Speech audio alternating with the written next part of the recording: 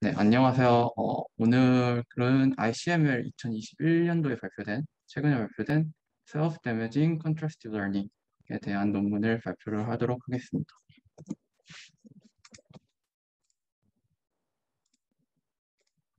일단, 오늘 발표를 드릴 순서는 처음에 이 Self-Damaging Contrastive Learning이 포함되어 있는 이 Self-Supervised Learning이랑 이 Representation Learning, Contrastive Learning 이 부분에 대해서 간략하게 소개를 드린 이후에 이 페이퍼의 인트로덕션을 소개를 드리고 이 Self-Damaging Contrastive Learning 알고리즘과 실험 결과 그리고 코드 이 순서대로 발표를 진행하도록 하겠습니다. 그래서 이 Representation Learning이라고 말을 한다면 이 Self-Supervised Learning의 한 부분인데요. 이 이미지 인풋을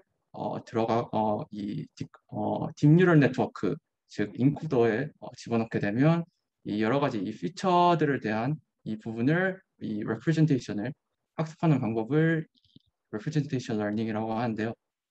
여기서 조금 차이점은 이미지에 레이블을 사용하지 않고 레이블이 없을 때로 가정을 해서 이 이미지 자체에 있는 정보를 이용해서 이 피처들을 학습하는 방법을 말을 합니다.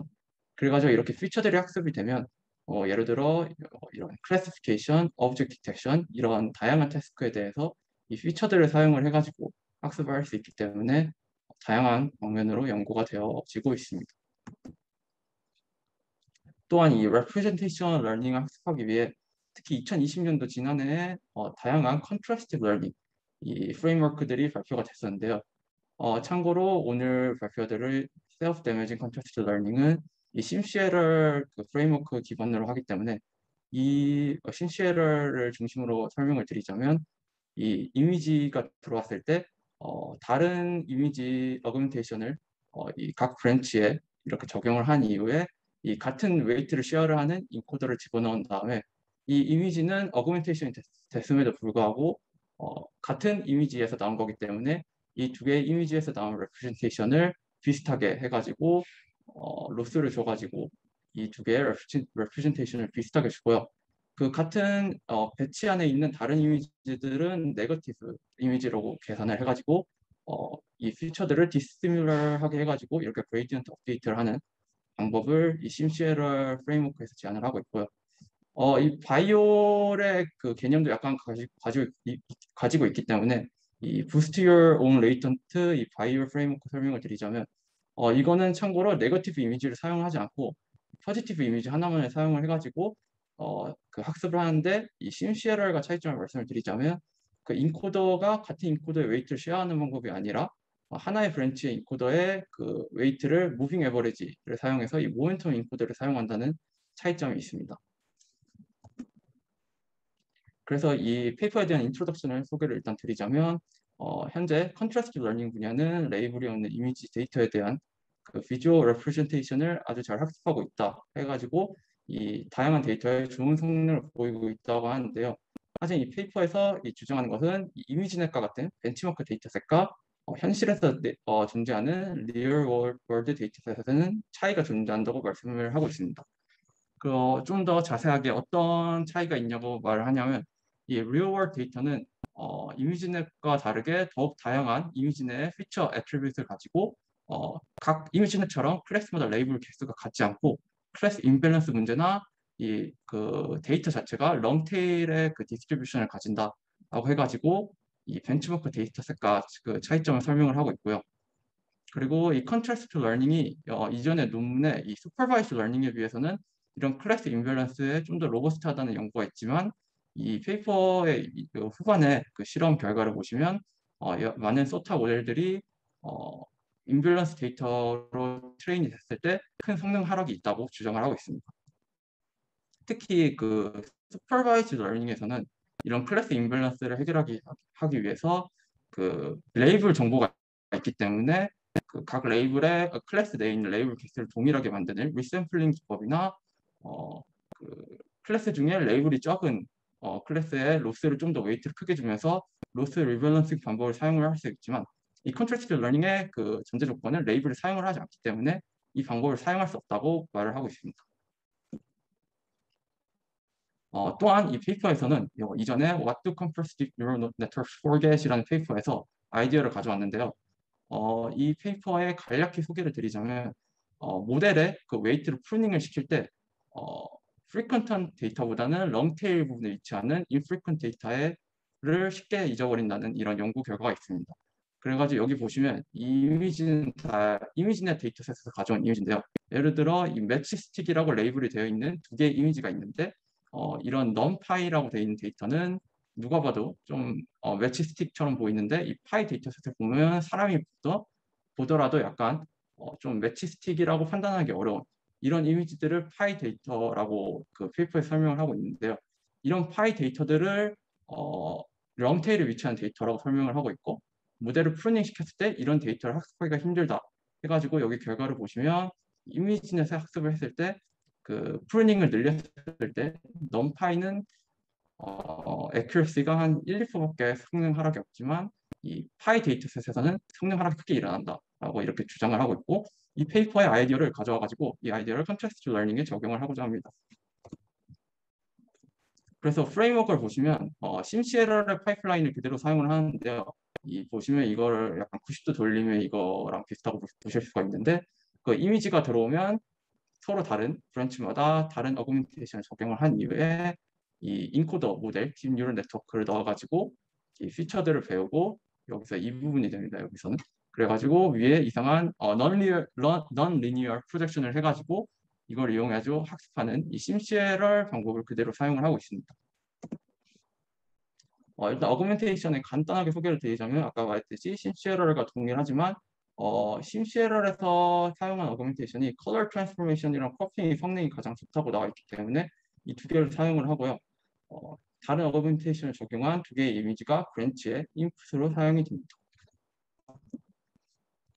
그리고 이제 이 프레임워크의 가장 중요한 부분이 셀프 컴퓨터라는 부분인데요.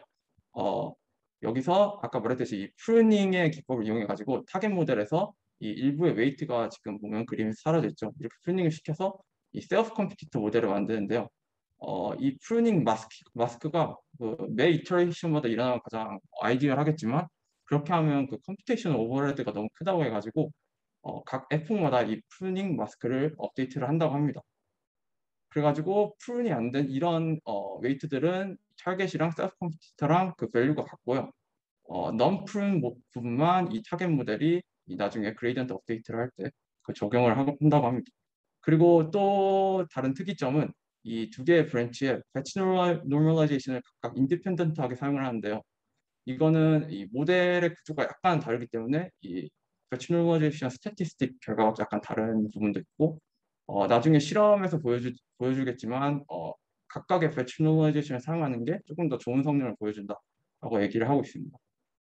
그래서 여기서 궁극적으로 이루고자 하는 거는 이 implicit loss rebalancing인데요.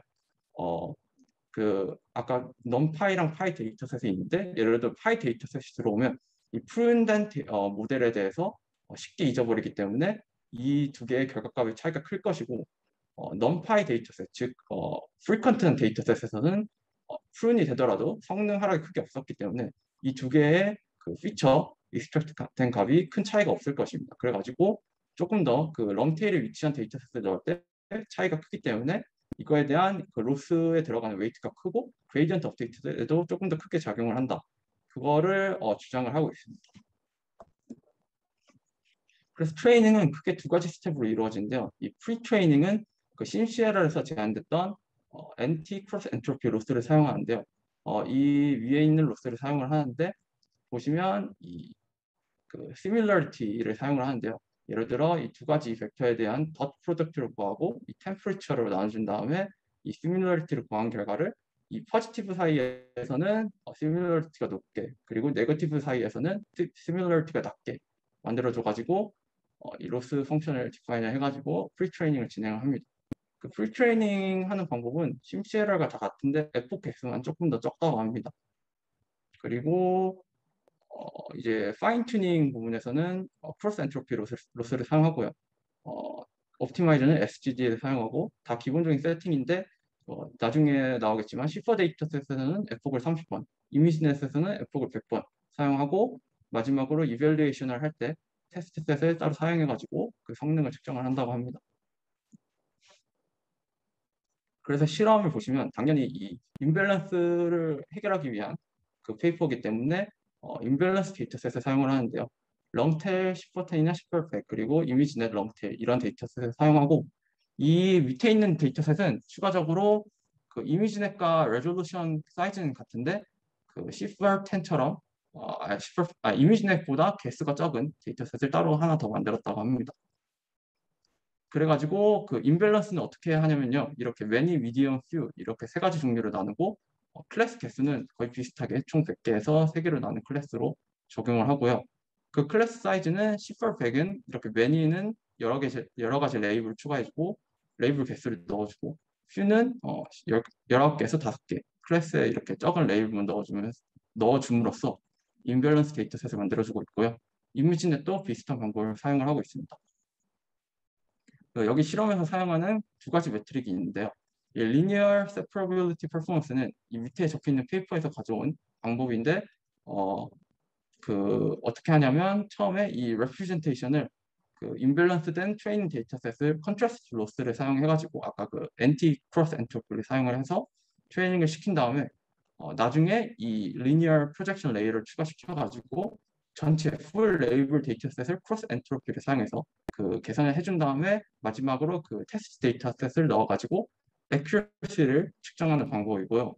퓨샷은 위의 방법이랑 똑같은데 그 아까 full label 데이터셋을 사용해서 트레이닝을 할 때 그 퓨샷이기 때문에 전체를 사용하지 않고 1%의 데이터만 사용을 했다고 합니다. 그래서 결과를 보시면 이 테이블 두 개가 보여주자고 하는 것은 컨트라스트 러닝은 임밸런스에 로버스트하지 않다라는 걸 보여주는 결과인데요. 이거는 이 페이퍼에 제한된 그 프레임워크가 아니라 심시에러를 사용한 결과인데요. 이 두 가지 밸런스드 데이터셋과 임밸런스 데이터셋을 사용해서 나온 그 linear separability랑 퓨샷 결과를 보여주고 있는데요. 특히 이 퓨샷에서 보시면 밸런스드 데이터셋은 그 many, medium, few 데이터에 대한 accuracy에 크게 차이가 없는데, 임밸런스 데이터셋을 보시면 그 frequent 데이터에 한 30%, few에는 15% 해가지고 거의 accuracy가 반토막이 되는, 결국 임밸런스 데이터셋으로 학습이 됐을 때 좋은 성능을 보이지 못한다라는 걸 보여주는 테이블이고요. 이 테이블도 똑같은 내용을 담고 있는데 아까는 C4 데이터셋을 사용한 것이고, 이거는 이미지넷 데이터를 사용했을 때 똑같이 이렇게 퓨샷 그 러닝을 했을 때 그 데이터 레이블이 적은 데이터에는 좋은 성능을 보이지 못한다라고 주장을 하고 있습니다. 그리고 이 결과가 아마 이 페이퍼의 핵심일 것 같은데요. 그 심시에러가 이번에 제안된 셀프 데미징 컨텍스트 러닝 프레임워크 두 개의 그 임밸런스 데이터셋을 넣었을 때 결과 성능을 보여주고 있는데요. 이 롱테일 디스트리뷰션을 넣었을 때 accuracy도 훨씬 좋고 심시에러보다 좋은 성능을 보여주는 것을 다양한 데이터셋에 보여주고 있습니다. 그래서 이러한 실험 결과를 보여주고 있고요. 그리고 이건 조금 저도 의아했던 부분인데, 이 셀프 데미징 컨텍스트 러닝이 그냥 롱테일 디스트리뷰션뿐만 아니라 그냥 사용하는 이 밸런스드 데이터셋에 적용을 해도 심시에러보다 성능이 좋았다고 얘기를 합니다. 이거를 설명을 어떻게 하고 있냐면 임밸런스 데이터 내 임밸런스를 클래스 임밸런스뿐만 아니라 이 C410의 그 클래스 내에 있는 인스턴스 레벨의 데이터셋 사이에도 임밸런스가 존재하기 때문에 이 클래스 자체가 밸런스 돼 있는 데이터셋이라도 그 내부에 있는 임밸런스된 정보를 셀프 데미징 컨텍스트 러닝이 조금 더 잘 파악하기 때문에 성능이 더 좋았다라고 설명을 하고 있습니다. 그리고 마지막으로 몇 가지 에벌레이션 스터디가 있는데요. 이거는 아까 설명을 했듯이 그 배치 노멀라이제이션 레이어를 인디펜던트하게 했을 때 안 했을 때보다 조금 더 성능이 좋다라는 걸 보여주는 부분이고요. 그리고 프루닝 레이쇼는 이 C4 데이터셋에서는 0.9를 사용하고 이미지넷에서는 0.3을 사용을 하는데요. C4 100에서 보시면 프루닝을 0.9에서 낮췄을 때 성능 하락이 있기 때문에 0.9를 선택했다라고 얘기를 하고 있습니다. 그리고 마지막으로는 이 심시에러가 그 셀프 데미징 컨텍스트 러닝 프레임워크의 그 롱테일에 있는 데이터셋, 하이 데이터셋에 대한 그래드캠 결과를 보여주고 있는데요. 예를 들어 이 이미지를 보시면 심시에러는 이 약간 백그라운드에서도 약간 영향을 보이고 있지만 셀프 데미징은 정확히 이미지에 대해서 어텐션을 잘 보여주고 있다라고 볼 수 있습니다. 그리고 코드를 간단하게 설명을 드리자면 이거는 어그멘테이션 부분인데요. 보시면 아까 말했듯이 심CRL에서 가장 성능이 좋았던 이 컬러 트랜스포메이션이랑 그 랜덤 크로핑, 리사이즈 크로핑을 사용하는 모습을 볼 수가 있고요. 그리고 여기는 그 사실 그 아까 인코더 그딥 뉴럴 네트워크에서는 레지네스 사용하는데 다른 부분은 다 똑같은데 아까 말했듯이 그 브랜치 한 브랜치에는 프루닝이 적용돼야 되니까 보시면 이렇게 푼 마스크를 적용을 해서 일부의 웨이트는 0으로 만드는 이런 코드 부분이 있고요. 그리고 아까 말했듯이 이 배치 노멀라이제이션을 두 개로 나눠가지고 이렇게 인디펜던트한 배치 노멀라이제이션을 사용을 하고 있습니다. 다른 부분은 거의 원래 사용하는 레지넷이랑 비슷해서 포함을 시키지 않았습니다. 그리고 마지막으로는 이것 또한 심CLR에서 사용하는 엔티 크로스 엔트로피 로스인데요. 보시면 이 네거티브는 이렇게 서로 더 프로덕트 여기서는 매트릭스 멀티플리케이션을 사용해서 네거티브끼리 스코어를 구하고 포지티브는 그 어그멘테이션 된 결과를 해서 스코어를 구한 다음에 보시면 마지막에 이렇게 로스를 사용을 하면 어, 이렇게 그 아까 식에 나왔던 그대로 사용을 해가지고 이 로스를 사용한다는 걸 알 수가 있습니다. 여기까지가 제 발표였고 긴 발표 들어주셔서 감사합니다.